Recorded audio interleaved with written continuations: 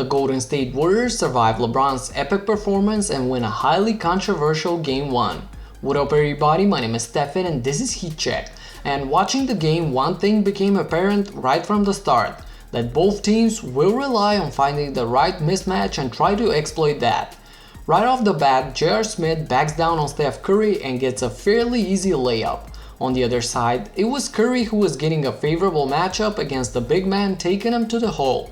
Again, KD gets the switch with Hill on the elbow, backs him down, and eventually gets the foul. But look, in my opinion, this is what will allow the Cavs to hang around in this series, this type of play from Golden State.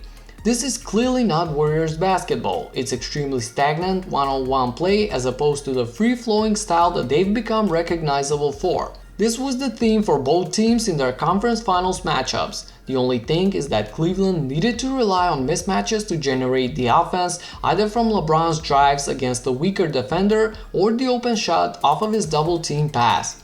Golden State, however, got caught up in this trap following the Rockets, which again, that's their style of play, operating off of James Harden's drives or passes. So to get back to this game, KD got some favorable matchups and on rare occasions he was able to capitalize, but most of the shots seemed forced and that resulted with his 8 for 22 shooting. The Warriors did show some glimpses of their famous style of play though. Just look at this beautiful offensive set designed for Curry to get the open shot after he sets the screen for Thompson and Bell screens Steph's defender.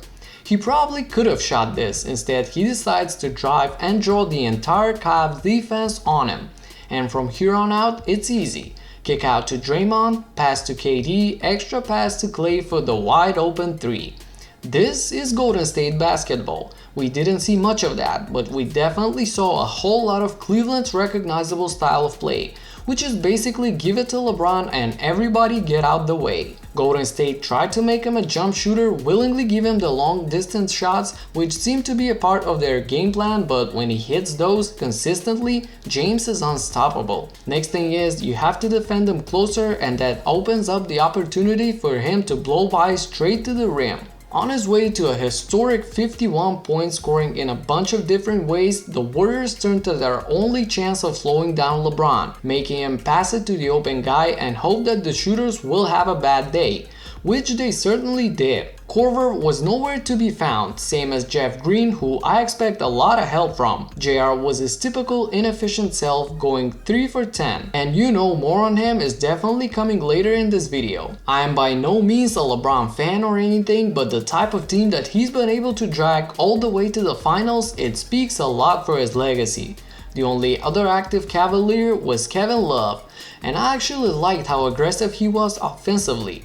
I talked in a previous video how I would give him more touches in the post and he had those in game 1. But again, similar to the Boston series, you can't have these two guys go for 72 points on 54% shooting and then the rest of the team score only 16 field goals. Even that being the case, Cleveland was still able to get a nice 11-point lead in the second quarter, which again stemmed from the stagnant Golden State offense. If it wasn't for Steph Curry making some extraordinary plays right before halftime, this could have been a different story. But luckily for the Warriors, he was the one guy who had it going in the first half and brought them to a tie game at the break. Okay, so early on in the game we saw LeBron put his head down and basically fly past everyone to the rim. The absence of Andre Iguodala, who has been one of the best LeBron defenders ever, definitely contributed to that. However, I wanted to point out something extremely interesting and underrated in the second half. Did you notice how Kevon Looney was able to stay in front of him on multiple possessions? To me, he's been the Warriors' most versatile defender throughout the whole playoffs. He proved this by slowing down anyone from Anthony Davis to James Harden on switches to now a guy like LeBron James, especially in the third and fourth quarter. And speaking of the last part of the game, this is where things start to get really interesting. The ending turned into Curry versus Love mismatch party. On offense, Curry and Durant looked to exploit the slower Love. Although he conceded on a few possessions, Love is a willing and a hardworking defender, so he was able to get a few stops. On the other side, LeBron looked for the switch with Curry, which, if you ask me, Golden State gave that very easy. Nevertheless, the Cavs got what they looked for, and it was either LeBron to the hole or a kick out to a wide open shooter and a miss, of course. This game would have been over early if it wasn't for Kevin Love helping out LeBron with some key baskets late in the game. With an and one on James, the Cavs are up by 2 and we enter controversy. Durant drives to the basket, LeBron steps in from the weak side and initially gets the charge, which would have given the Cavs the possession on top of the lead. Instead, officials gathered to look at the tape to see if he was in the restricted area, which clearly he wasn't. However, the referees overruled the call and called a blocking foul, saying that LeBron was still moving. As CJ McCollum tweeted out, among many others who were watching the game, the referees have never overturned a ruling based on the movement. They've only done it based on the restricted area positioning. So, was LeBron moving? Did he beat KD to the spot? It's extremely close, and in my opinion, definitely not enough to call it the other way, as the referee guidelines suggest that overturning a ruling can only be done based on obvious conclusive evidence. Moving on though, there's more. After Durant's free throws, LeBron gets yet another tough basket and Curry responds with an and one, putting Golden State up 1 with 23 seconds to go. The last play of the game, in an unprecedented act of calmness, LeBron patiently waits and whips a pass to Hill, which is broken up by a Thompson foul. And that sets up the stage for probably the ultimate NBA Finals debacle. Hill hits the first, and as he misses the second, Smith grabs the rebound and runs away from the basket as time runs out.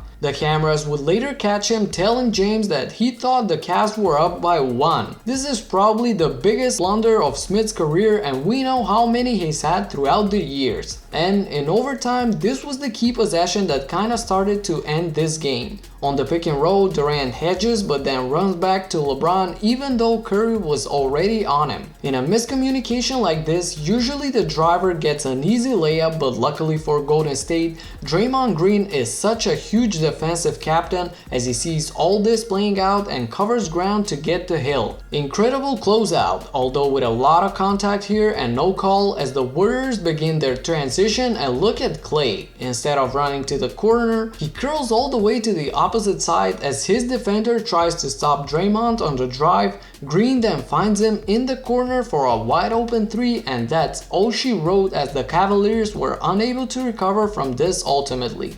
An epic performance by LeBron seemingly goes to waste, but I liked how Cleveland was able to keep up with Golden State, although it was mostly their fault, for getting away from their own style of play and reverting to isolation. They also did not shoot the ball particularly well, so it's going to be interesting to see what's more likely to happen in Game 2, the Warriors shooting better collectively or the Cavaliers role players hitting at least a few wide open shots that James sets up for them. That's it for now. Like this video if you liked it and subscribe for more in-depth analysis. Talk to you in the next one. Peace out.